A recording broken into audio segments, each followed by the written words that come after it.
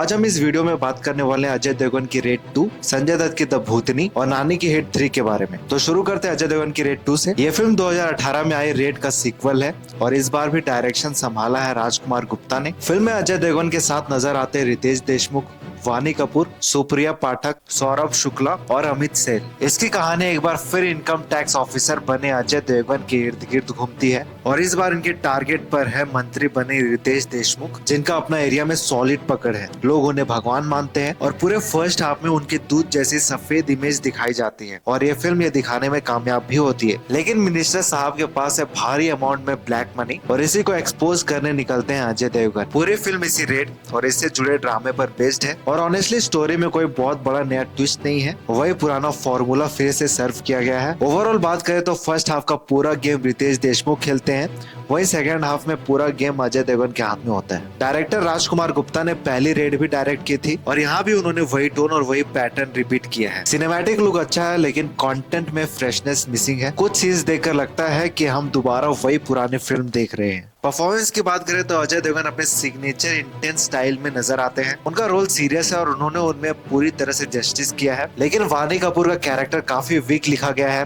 कोई भी एक्ट्रेस कर लेती। रितेश देशमुख विलन के रोल में सौरभ शुक्ला वाला इम्पैक्ट नहीं छोड़ पाते हैं। हाँ, फिल्म में सौरभ शुक्ला भी है और उन्होंने अपनी स्क्रीन प्रेजेंस से अटेंशन जरूर खींचा है। लेकिन सबसे इम्प्रेसिव काम आपको अमित सेन का लगता है। जब वो करप्ट ऑफिसर के रोल में आते हैं, अच्छा खासा एंटरटेन करके जाते हैं। ओवरऑल बात करें तो फिल्म अच्छी है, उतनी बुरी भी नहीं है, बट रेट 1 से थोड़ा कम है। तो अगर आप अजय देवगन के फैन हो और अगर आपको पहली वाली रेट पसंद आई थी तो रेड 2 आप देख सकते हैं। लेकिन अगर आप कुछ नया एक्साइटिंग और अनप्रेडिक्टेबल ढूंढ रहे हैं तो डिसअपॉइंटमेंट हो सकता है। तो अब बात करते हैं नानी की हिट 3 के बारे में। और जब बात होती है साउथ के नेचुरल स्टार नानी की तो एक्सपेक्टेशन अपने आप ही हाई हो जाती है और हिट द थर्ड केस उन एक्सपेक्टेशंस को बखूबी मीट करती है। फिल्म में सस्पेंस, क्राइम और इमोशनल ड्रामा का ऐसा कॉकटेल है जो दिमाग को हिला देगा, स्पेशली उसका क्लाइमेक्स। कहानी की बात करें तो ये स्टोरी एसपी अर्जुन शंकर की, प्लेड बाय नानी, जो एक मोडी और साइको टाइप कॉप है। उसका मकसद एक ऐसे डार्क और डरावने केस को सॉल्व करना जिसमें कश्मीर से जुड़ा एक ऐसा सीन सामने आता है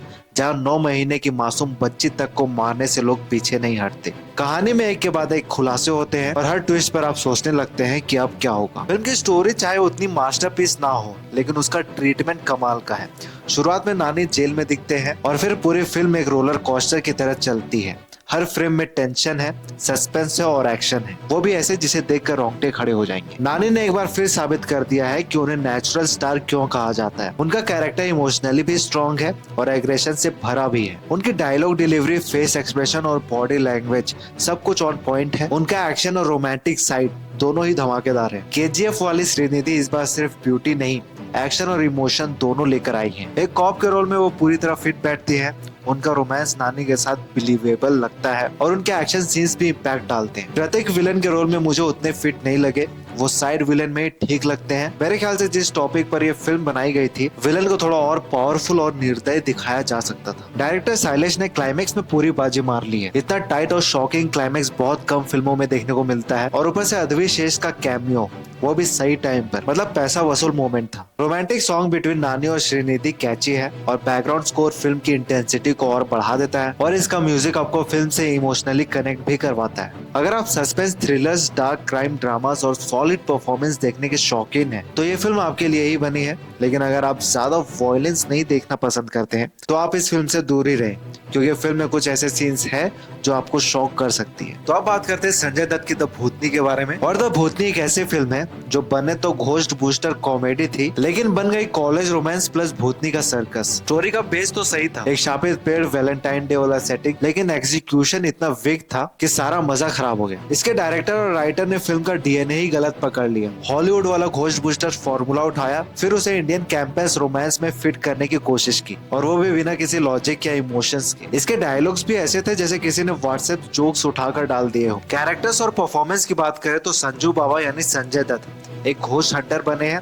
लेकिन 65 की उम्र में भी हीरो बनने की कोशिश थोड़ी फोर्स लगती है। सनी सिंह और पलक तिवारी की जोड़ी की केमिस्ट्री मिसिंग थी। मौनी रॉय ने भूतनी बन के अच्छा ट्राई किया लेकिन उनका रोल खुद कंफ्यूजन में था, विलन है या सेवियर खुद समझ में नहीं आया। फिल्म की सिनेमेटोग्राफी डिसेंट थी, बैकग्राउंड स्कोर कभी कभी काम कर गया लेकिन सॉन्ग्स पूरी तरह फॉरगेटेबल है और फिल्म की वीएफएक्स की बात करें तो इससे अच्छा वीएफएक्स आजकल के बच्चे यूट्यूब पर करके दिखा रहे हैं। पूरी फिल्म एक एनिमेटेड कार्टून जैसी फील देती है, वो भी आउटडेटेड वर्जन। देखो तो भूतनी देखने का एक ही रीजन है, संजय दत्त की स्क्रीन प्रेजेंस, लेकिन वो भी इस मूवी को बचा नहीं पाई। अगर आप अच्छे हॉरर कॉमेडी के फैन हो तो ये फिल्म स्किप करना ही बेटर रहेगा। इसे बेटर कंटेंट आपको ओटीटी पर मिल जाएंगे। ये मूवी बस देखी और भूल गई वाली है। तो इन तीनों मूवीज में से आपको कौन सी मूवी पसंद आई हमें कमेंट में जरूर बताना, और अगर आपको ये वीडियो पसंद आई तो लाइक कर देना, चैनल को सब्सक्राइब कर लेना। मिलते हैं अगले वीडियो में।